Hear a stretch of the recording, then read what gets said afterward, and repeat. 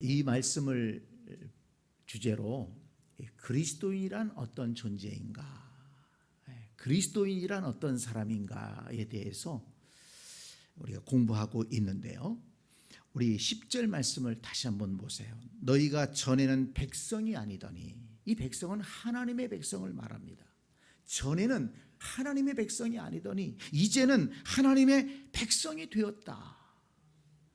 이전에는 긍휼을 얻지 못하였더니 하나님의 은혜와 상관이 없었습니다. 그러나 이제는 긍휼을 얻은 자니라 하나님의 은혜를 받고 하나님의 은혜를 경험한 자들입니다. 구원을 받고 하나님의 나라를 소망하며 살아가는 자들이 되었다는 것입니다. 이렇게 전에는, 이제는, 이제 우리의 신분이 바뀌었어요. 그러면 우리가 신분이 바뀐 만큼 우리의 삶도 바뀌어야 된다는 거죠. 그래서 우리 그리스도인의 정체성을 가르쳐 주는데 그것이 바로 9절에 나와 있는 것입니다.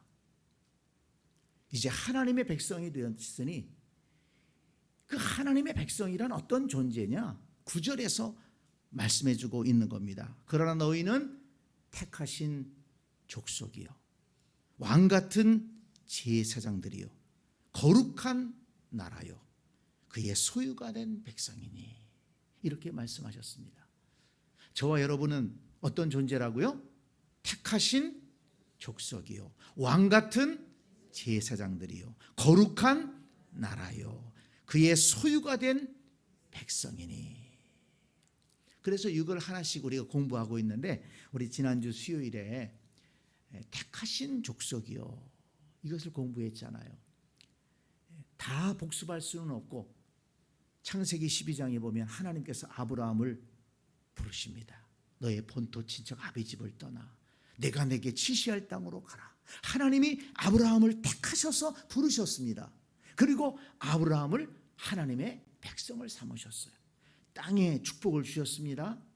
그 가나안 땅을 아브라함과 그의 자손에게 주셨습니다. 그리고 자손을 번성하게 하리라고 말씀하셨습니다. 그리고 또 복의 근원으로 너는 복이 될지라, 온 세상에 하나님의 복을 전하는 그런 거룩한 백성이 되게 하시겠다, 이렇게 말씀하셨습니다. 그러니까 택함 받은 족속이라는 것은 굉장히 영광스럽고 굉장한 하나님의 복을 받았다는 말씀입니다.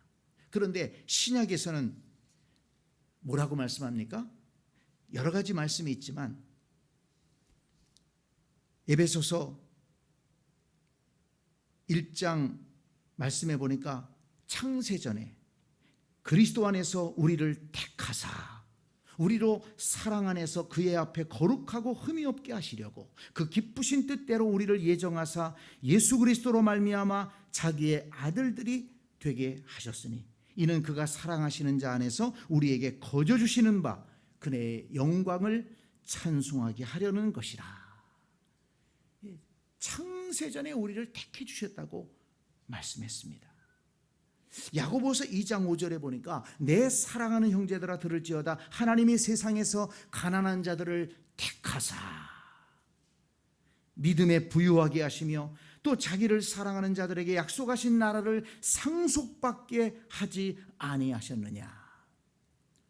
세상에서 가난한 자들을 부르셨다.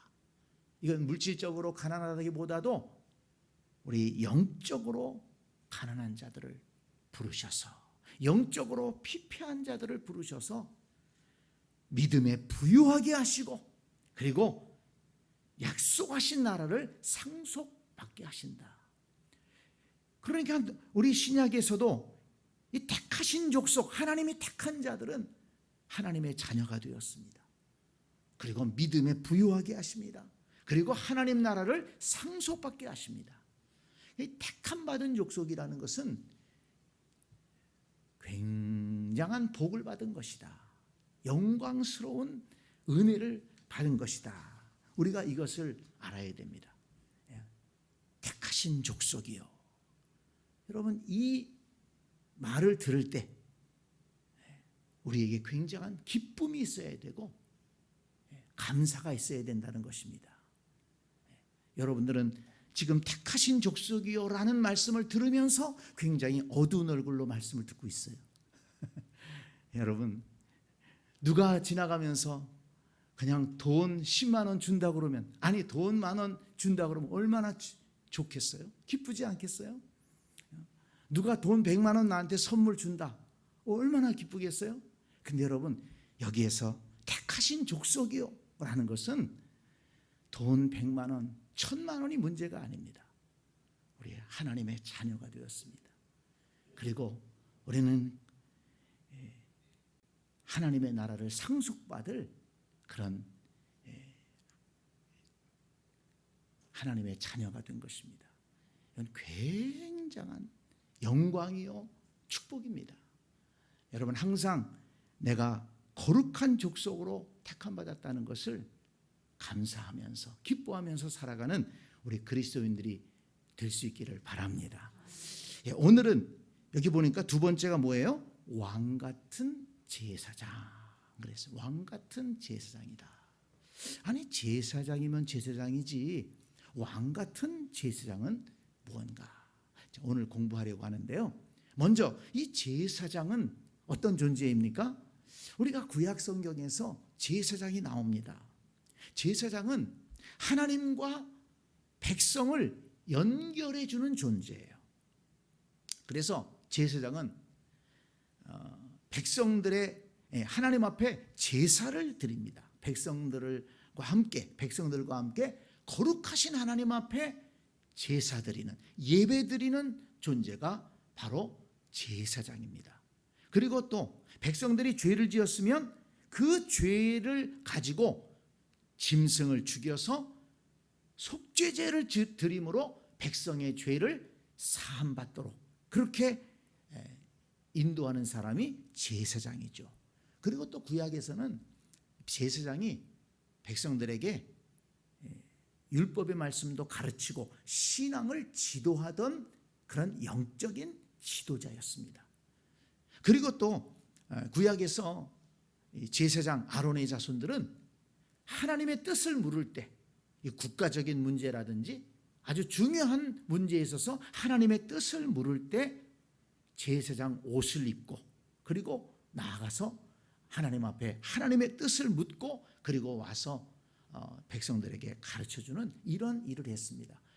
굉장히 중요한 일을 이 신정 국가인 이스라엘에서 한 것이죠. 이스라엘 백성과 하나님을 연결시켜주고 다리 놓아주는 역할을 제사장이 감당했다는 것입니다. 그런데 족장시대에는, 이 족장시대라고 그러면은 아브라함과 이삭과 야곱과 요셉, 족장이죠. 이 족장시대에는 그 족장이 이 제사장의 직분을 맡았어요. 그래서 아브라함도 가족들과 함께 나아가서 제사 드렸습니다. 하나님께 기도하고 하나님의 뜻을 물었습니다. 가족들에게 신앙을 지도했습니다. 여러분, 가정의 가장이 제사장이 되어야 되는 겁니다. 이걸 우리가 보여주는 거예요. 가정의 가장이 제사장이 돼서 가족들과 함께 하나님 앞에 예배하러 나아가고 또 가정을 위해서 기도하고 또 가정에 하나님 앞에 불의한 것이 있으면 회개함으로 나아가고 가족들을 잘 신앙으로 지도하고 믿음의 가정이 될 수 있도록 지도하는 것이 바로 가장의 책임이라는 것입니다. 여러분들의 가정이 이런 가장들이 있는 가정들이 될 수 있기를 바랍니다. 오늘 예배하는 우리 성도님들 가정의 가장 아니겠어요? 뭐 요즘은 남자만 가장이 아니에요. 우리 가정의 리더, 가정의 리더들이 내가 이 가정의 제사장이다, 이런 마음을 가지고 기도하면서 우리 가정을 믿음의 가정으로 잘 세워가기를 바랍니다. 그리고 이제 율법 시대로 넘어가서는 이제 아론과 그의 자손들이 제사장 직분을 감당하게 됩니다. 그런데 보세요. 족장들이 제사장 그 사명을 감당했다고 했잖아요. 그런데 그 다음에 율법 시대에 와서는 제사장들이 구별되어서 이 제사장 직분을 감당했어요. 아론과 그의 자손들이. 이러면서 어떻게 보면 이 제사장 직분이 굉장히 특별한 직분이 되었고 백성들과 구별된 직분이 되었습니다. 근데 이것이 긍정적인 면도 있고 부정적인 면도 있습니다. 물론 하나님께서 아론과 그의 자손들 그리고 또 레위 족속을 세워서 제사의 일을 감당하게 하신 것 맞습니다. 그렇지만 여러분, 그 제사의 일은 제사장들만의 일이냐 하는 것입니다. 근데 시간이 점점 지나면서 그게 구분되기 시작했어요. 이스라엘 백성들은 그냥 아론과 그의 자손들에게 의존하고 하나님을 예배하는 일을 소홀히 한 것입니다. 그 하나님 앞에 제사 드리고 또 율법을 지키고 속죄하고 하는 그런 일들을 제사장의 일로 밀어버린 거예요. 이스라엘 백성들은 그런 책임감을 못 느꼈습니다. 그런데 여러분, 성경을 보면 하나님은요, 이스라엘 백성들을 제사장 나라로 세우셨다는 것을 말씀합니다. 자, 출애굽기 19장 6절을 한번 볼까요? 출애굽기 19장 6절.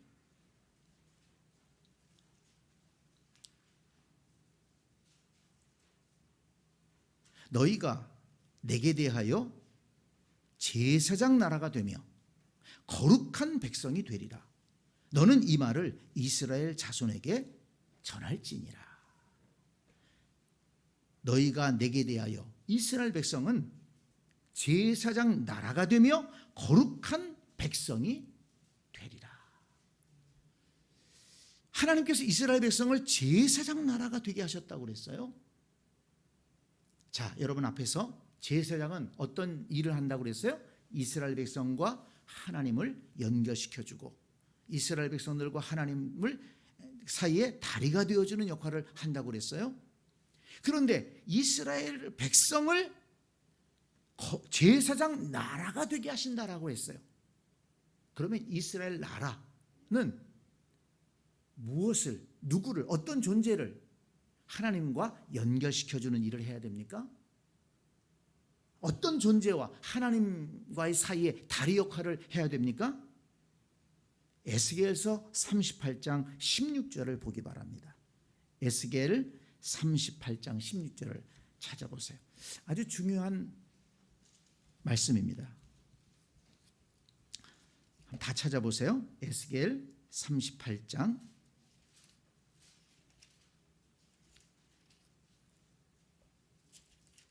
16절.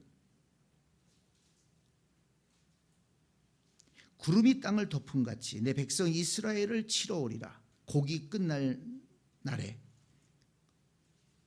고가 끝날에 내가 너를 이끌어다가 내 땅을 치게 하리니 이는 내가 너로 말미암아 이방 사람의 눈앞에서 내 거룩함을 나타내어 그들이 다 나를 알게 하려 함이라.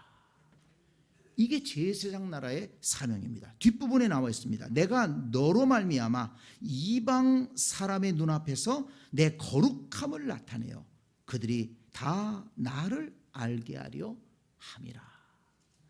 하나님은 이스라엘을 통해서 하나님을 나타내기를 원하셨다는 것입니다.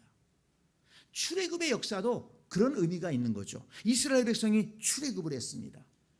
그런데 그 이스라엘 백성들이 출애굽하는 과정에서 하나님의 권능을 보여주잖아요.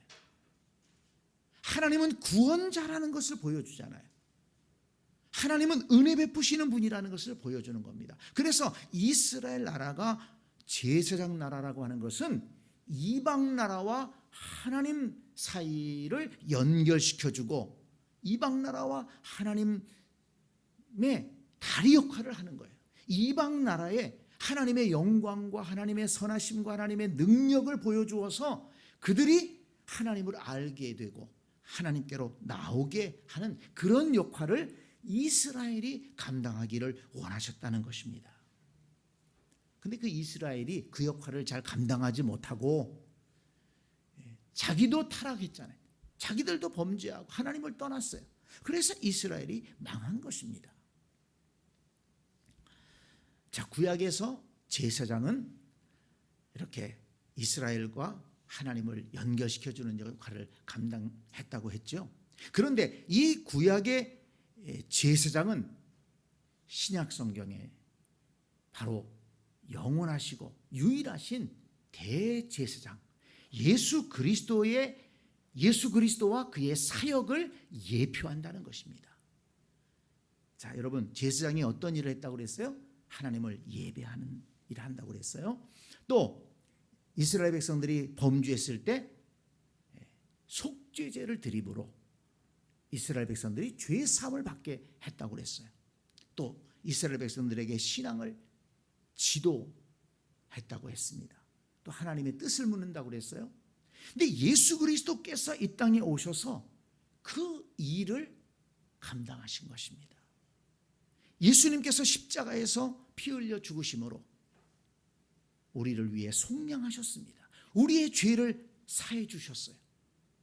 그래서 우리 백성들이, 우리 사람들이 하나님 앞에 이제 나아가서 하나님 앞에 예배할 수 있게 되었습니다. 직접 예배할 수 있게 되었습니다. 예수 그리스도의 복음의 말씀을 통해서 우리는 신앙 훈련을 받습니다. 예수 그리스도의 이름으로 하나님 앞에 나아가 기도할 수 있습니다. 그러니까 구약의 그 제사장들이 했던 일은 예수님이 이 땅에 오셔서 완성시킨 것입니다.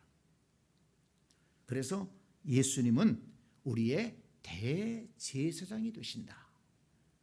그런데 구약의 제사장들은 사람이기 때문에 제사장 노릇하다가 죽어요. 그러면 또 새로운 제사장을 세워야 합니다. 그런데 예수 그리스도는 영원한 제사장으로서 십자가에 달려 죽으심으로 자기의 몸을 들여서 온전한 제사를 드렸기 때문에 영원한 제사장이 되시는 것입니다. 그래서 우리가 예수 그리스도를 통해서 우리의 영원한 대제사장이신 예수 그리스도를 통해서 하나님 앞에 나아가면 우리가 구원을 받고 하나님의 은혜를 힘입을 수가 있게 되는 것입니다. 여러분, 우리의 영원한 대제사장이 누구시라고요? 예수 그리스도.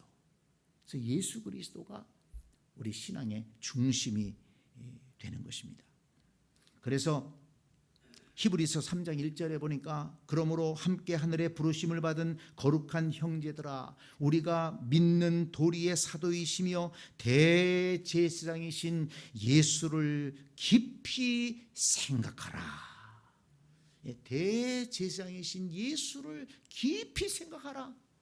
그래야 올바른 신앙에 설 수 있다는 겁니다. 그리고 4장 14절을 보니까 히브리서 4장 14절을 보니까 그러므로 우리에게 큰 대제사장이 계시니 승천하시니 곧 하나님의 아들 예수시라. 우리가 믿는 도리를 굳게 잡을지어다.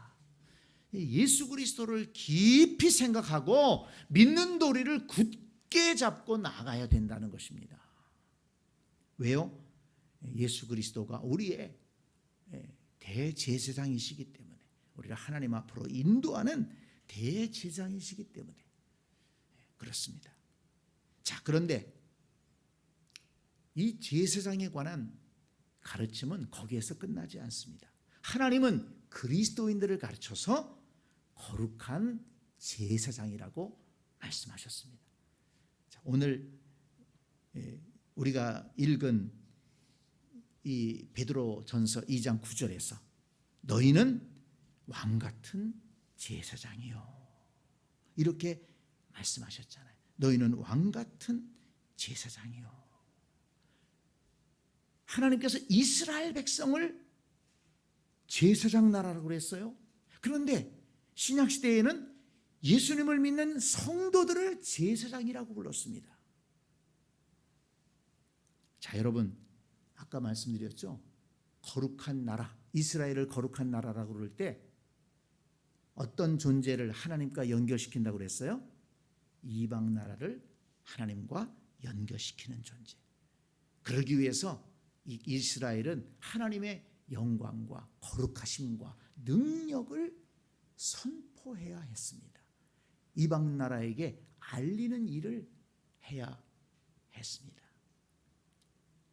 그렇다면 신약 시대에 우리 그리스도인들에게 제사장의 사명을 주셨다면 우리 그리스도인들은 어떤 일을 해야 됩니까? 바로 주님을 믿지 않는 사람들에게 예수 그리스도의 복음을 전해서 영적으로 이방인들을 하나님과 연결시키는 일을 감당해야 된다는 것입니다.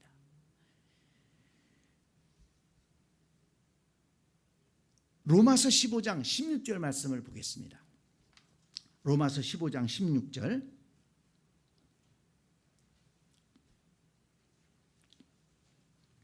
로마서 15장 16절 한번 찾아보세요.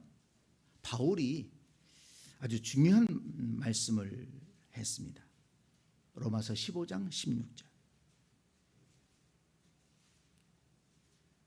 이 은혜는 곧 나로 이방인을 위하여 그리스도의 예수의 일꾼이 되어 하나님의 복음의 제사장 직분을 하게 하사 이방인을 제물로 드리는 것이 성령 안에서 거룩하게 되어 받으실 만하게 하려 하심이라. 표적과 기사의 능력으로 성령의 능력으로 이루어졌으며 그리하여 내가 예루살렘으로부터 두루 행하여 일루리곤까지 그리스도의 복음을 편만하게 전하였노라. 지금 바울은 어떤 사명을 감당하겠다는 겁니까? 복음의 제사장의 사명, 하나님의 복음의 제사장의 직분을 하게 하사 이방인을 제물로 드리는 것이 성령 안에서 거룩하게 되어 받으실 만하게 하려 함이라. 하나님께서 받으시는 제사가 무엇입니까? 어떤 제물로 제사를 드린다고 그랬어요? 이방인을 제물로 제사를 드린다는 것입니다. 이 말씀을 이방인들 가운데 오해하는 사람들이 있어가지고 저 그리스도인들은 사람을 잡아서 제사를 드린다 이렇게 오해하는 사람들이 있었습니다만은 그런 의미가 아니고 이방인을 제물로 드린다는 것은 이방인을 하나님께로 인도한다는 것입니다. 복음의 제사장, 복음으로서 이방인을 하나님께로 인도해서 그들이 하나님을 믿게 하고 구원받게 하는 그 일을 감당하는 것이 바로 복음의 제사장, 신약시대의 제사장으로 부름받은 그리스도인들이 해야 될 일이다 하는 것을 우리는 알아야 되겠습니다. 그리고 고린도 후서에서는 바울이 무엇을 말합니까? 우리 그리스도인들에게 화목하게 하는 직분을 주셨다 이렇게 말씀합니다. 화목하게 하는 직분을 주셨다. 고린도 후서 5장 18절. 그리고 화목하게 하는 말씀을 우리에게 부탁하셨다. 화목하게 하는 직분, 화목하게 하는 말씀이 뭡니까? 바로 복음의 말씀이에요. 복음을 통해서 우리 죄 지은 인간들이 인류가 하나님과 화목할 수 있는 것입니다. 화목하게 하는 말씀은 바로 복음의 말씀입니다. 그런데 그 화목하게 하는 직분, 화목하게 하는 말씀을 누구에게 부탁하셨다고요? 그리스도인들에게 부탁하셨다는, 바로 저와 여러분들에게 부탁하셨다는 겁니다. 그래서 화목하게 하는 말씀으로 믿지 않은 영혼들을 하나님과 화목하게 하는 역할을 우리들이 감당해야 된다는 것입니다. 이것이 제사장으로 부름받은 그리스도인들이 해야 될 첫 번째 일이에요. 그 다음에 또 하나, 이 제사장이라고 할 때 어떤 일을 하는 존재라고 그랬습니까? 하나님을 예배하는 존재라고 그랬죠. 그래서 우리가 제사장이 되었다는 것은 우리 시대에 하나님을 예배하는 제사장의 사명을 또한 감당해야 된다는 것입니다. 우리가 베드로전서 2장 5절, 지난주 수요일 날 이 말씀을 우리가 살펴봤었는데요. 베드로전서 2장 5절을 한번 보세요. 너희도 산돌같이 신령한 집으로 세워지고 예수 그리스도로 말미암아 하나님이 기쁘게 받으실 신령한 제사를 드릴 거룩한 제사장이 될지니라. 신령한 제사를 드릴 거룩한 제사장이 될지니라. 하나님 앞에 하나님이 받으실 만한, 하나님이 기뻐 받으실 만한 예배를 드리는 거룩한 제사장이 되어야 된다는 것입니다. 여러분, 이것을 예수님이 예언하셨잖아요. 예수님이 말씀하셨잖아요. 누구에게? 수가성 여인에게. 요한복음 4장 23절에서 아버지께 참되게 예배하는 자들은 영과 진리로 예배할 때가 오나니 곧 이때라. 이때라. 아버지께서는 자기에게 이렇게 예배하는 자들을 찾으시느니라. 이때라. 이때가 되면 이제 영과 진리로 예배한다는 것입니다. 그때가 언제입니까? 그때가 언제입니까? 예수님께서 십자가에서 죽으심으로 성전의 휘장이 찢어졌습니다. 그전에는 대제사장만 지성소에 들어갈 수 있었어요. 일반 성도들은 들어갈 수 없었습니다. 그러나 예수님께서 십자가에서 죽으심으로 죄를 속량해 주시면서 성전의 휘장이 찢어졌습니다. 이제는 예수 그리스도로 말미암아 죄 사함 받은 성도들이 하나님 앞에 담대하게 직접 나아가서 예배드리게 된 것입니다. 그게 바로 이때, 예수님 말씀하신 이때라. 예수님은 십자가의 구속의 사건을 말씀하신 것입니다. 이때라. 예수님이 십자가의 죽으심으로 구속을 완성하시는 그때부터 신령과 진리로 하나님을 예배하는 그런 시대가 되고, 그래서 하나님은 그렇게 예배하는 자를 찾으신다. 그래서 우리가 거룩한 제사장이 되어서 신령과 진리로 하나님을 예배하는 그 일을 감당해야 된다는 것입니다. 히브리서 4장 16절에 그러므로 우리는 긍휼하심을 받고 때를 따라 돕는 은혜를 받기 위하여, 얻기 위하여 은혜의 보좌 앞에 담대히 나아갈 것이니라.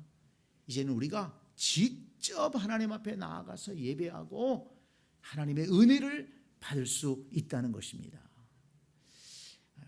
그런데 이 말씀을 이렇게, 이것이 성경의 가르침이고 이것이 복음의 핵심인데, 이 천주교에서, 그러니까 교회가 오래되면서 교회가 타락하고 교회 교리를 잘못 가르치면서 이 말씀이 왜곡됐습니다.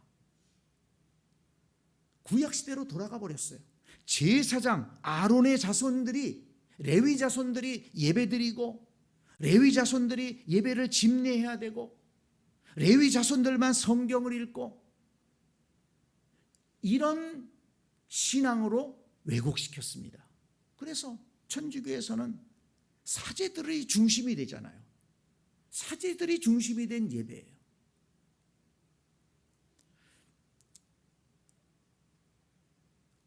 어둠의 시대라고 하는 그 중세 시대에는 성도들이 성경을 읽지 못했어요. 라틴어 성경만 성경이라고 그래가지고 그 라틴어를 모르는 일반 대중들은 성경을 읽을 재간이 없어요. 그리고 사제들 중에도 라틴어를 읽을 수 있는 그런 사제들이 많지 않았어요. 그러니까 성경을 모르고 그냥 전해 들은 얘기, 배운 얘기 가지고서 설교하고 가르쳤습니다. 그래서 중세가 어두운 시대가 된 겁니다.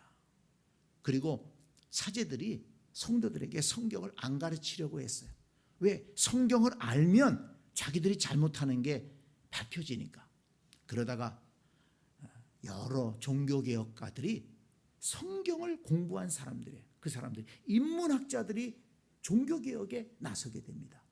그래서 성경을 읽게 되고 성경을 연구하면서 지금 가톨릭은 잘못된 것이, 로마 가톨릭은 잘못됐다, 성경적이지 않다. 그래서 말씀으로 돌아가자. 성경 중심의 신앙. 그걸 가르치면서 종교개혁이 일어난 것입니다. 그래서 루터를 비롯한 종교개혁가들이 제일 먼저 한 것이 무엇입니까? 성경을 자기 나라 말로 번역한 것입니다. 그래서 누구든지 성경을 읽도록 한 거예요. 구텐베르크가 인쇄술을 또 마침 발명을 해가지고 성경을 많이 찍어낼 수가 있었습니다. 그래서 일반 대중들에게 성경이 다 퍼져나가는 거예요. 그래서 성경을 보니까 이게 로마 교회가 잘못하는 게 드러나는 것입니다. 그런데 여러분, 지금 종교개혁이 있은 지 500여 년이 넘었는데 지금 우리 개신교에서도 그 잘못된 그런 신앙이 보이는 경우가 있습니다. 무슨 얘기입니까? 예배를 집례하고 또 예배를 드리고 또 기도하고 말씀을 공부하고 이런 것들을 교역자의 고유한 업무로 묶어놓는 그런 생각들이 있었다는 것입니다. 그런데 교역자와 성도를 구분시킨 거예요. 또 옛날에 구약 이스라엘에서 제사장과 이스라엘 백성들이 구분된 것처럼. 근데 하나님은 그렇게 하지 않으셨잖아요. 물론 제사의 고유한 업무가 있었어요. 제사장의 고유한 업무가 있었지만 이스라엘 백성을 제사장 나라로 세웠지 않습니까? 그래서 세상을 향해서 하나님의 거룩하심과 영광을 나타내고 하나님을 예배하는 일에 온 백성이 함께 나가야 되는 겁니다. 제사장과 함께 이스라엘 백성들이 함께 하나님을 세상에 전하는 일에 나서야 되는데 그게 깨지면서 이스라엘이 타락한 것입니다. 중세교회도 마찬가지예요. 로마 교회도 사제와 성도들을 구별시키면서 어둠의 시대가 된 것입니다. 그래서 종교개혁이 일어났거든요. 그런데 오늘 우리 개신교에서도 성도들은 듣고만 있고 교육자들이 중심이 돼서 교회를 다 이끌어가고 말씀을 가르치고 이렇게 되면 안 된다는 것입니다. 우리 성도들이 제사장이라고 그랬어요. 교육자가 해야 될 일이 있습니다. 그렇지만 하나님의 모든 일들을 복음을 가르치고 전하고 예배를 드리고 이런 일들을 교육자만 해서는 안 된다는 거예요. 모든 성도들이 말씀을 깨닫고 성도들이 말씀을 가르치고 말씀을 전하고 그래서 교육자들과 성도가 하나가 되어서 하나님께서 우리에게 맡기신 사명을 잘 감당해야 된다는 것입니다. 그래서 여러분 우리 목장 모임이 그래 중요한 거예요. 거기 목자들이 작은 목사들입니다. 우리 교회 리더들은 작은 목사들이 돼야 돼요.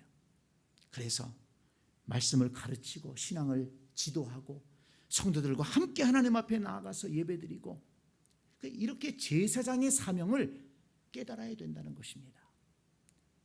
자, 여러분 제사장은 목사만 제사장이 아니에요. 우리 모든 성도들이 다 제사장이라는 것입니다. 직무가 나눠지는 것이지 그것이 구분되는 것이 아니라는 것을 우리가 알아야 됩니다. 그래서 오늘 이 말씀에서 너희는 왕같은 제사장이요. 이 제사장의 사명을 회복하기 바랍니다. 우리 모두가 제사장이다. 이런 사명감을 가지고 그래서 함께 예배하고 또 말씀을 가르치고 또 세상에 화목하게 하는 이 복음의 말씀을 전하는 그런 우리 교회와 성도들이 되어야 되겠습니다. 자, 그러면 그냥 제사장이면 제사장이지 왜 왕같은 제사장이라고 했는가? 이것은 다음 주 수요일에 말씀드리겠습니다.